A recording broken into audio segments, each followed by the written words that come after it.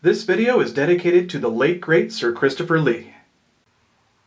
Hey guys, welcome back to another action figure review. This time around I have a handful of Toy Biz's Lord of the Rings figures from about 10 years ago.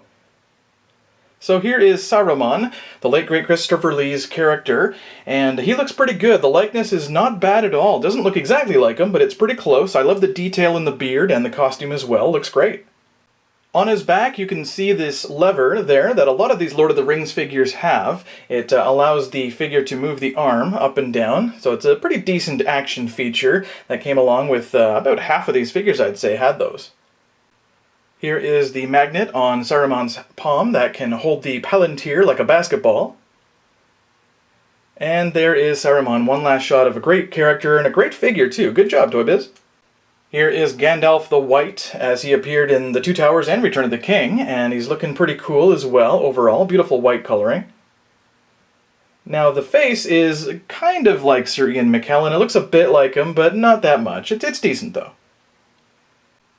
Taking a look at his accessories, Gandalf has a pretty cool sword there in his left hand, and he's got a really nice grip on it too. It's very tight. Same with the staff. However, the top of the staff there is pretty flimsy, as you can see. The rubber is very susceptible to ripping off there, so look out for that.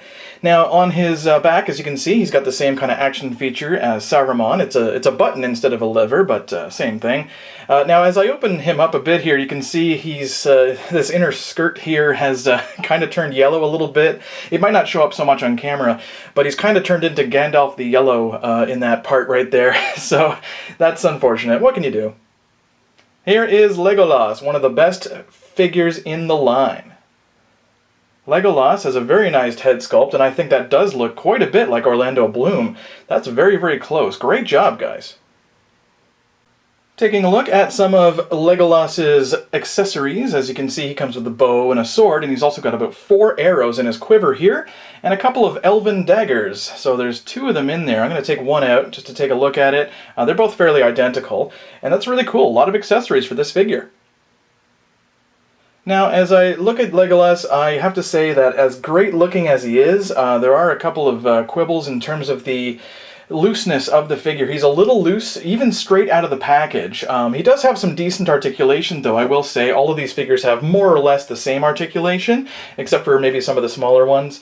But it's the ankles that I'm really critical of, because they're so loose that Legolas will not stand up on his own. You have to put him on a peg, or you have to stand him up against a wall or some other accessory, or some kind of base, you know, because he really doesn't stand, as you can see. Next up is Gimli, as portrayed by John Rhys Davies in the films, and he looks awesome. He's a really, really cool looking figure. Obviously, he's not quite the same 6-inch, approximate scale as the other ones, but he's really cool. He's got this old school action feature where you can squeeze his legs together, and he's chopping away. His arm moves up and down. It's a very cool action feature. It reminds me of the Superpowers figures from the mid-'80s. So great stuff there. And looking at his accessories, I mean, he's got 4 different axes. One he cannot hold here that I'm going to show right there. And the other one is in his belt right there, the big axe right there, as you can see under his arm. And of course he's holding the other 2 at the same time. So couldn't ask for better accessories. Now, taking a look at Gimli's face here, he's got this helmet, which is removable as well. I'm going to take that off here, and that's some really nice sculpting detail. I can't say it looks exactly like Gimli. It's pretty close, though. It's good enough for me. I think it's certainly satisfactory. I mean, this figure came out around 2002, I believe, with The Two Towers, so it looks really good. I like it. Here is Aragorn, Pelennor Field's Aragorn from Return of the King. So taking a closer look here at the figure, as you can see, the cape is removable, and that's really cool. In terms of the face sculpt, he looks a bit like Viggo. I used to work on movies, and I worked on A History of Violence with Viggo, and he looks a little bit like him, but not that much. As you can see in the back, he's got a hidden blade here, which is really cool, this curved knife that he uses, this dagger, I guess you could call it. So overall, he's looking pretty sweet, I gotta say. The articulation is probably some of the best in the line, as the head can bobble that way. And the joints are very tight, fresh out of the package. I will say, though, that he doesn't hold his sword here, the sword of his ancestor that was remade. It doesn't hold it very well as I shake it around. It's not a very tight grip, so you might want to tighten up the hands there. But good job overall.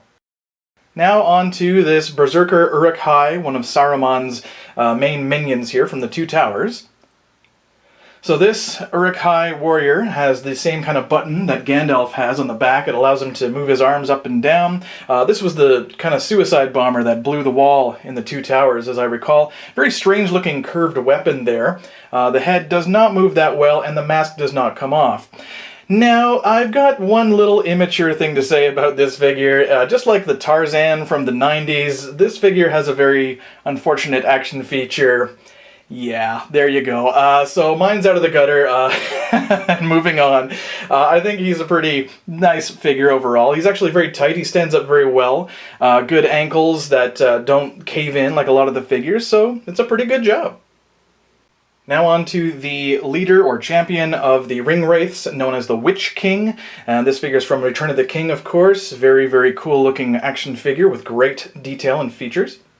Here he is looking very nice as a close-up shot. A lot of detail in that black rubber plastic there that they use for the cape there. And he does have a little button hidden in the back, just like a lot of the figures, that does move his arm.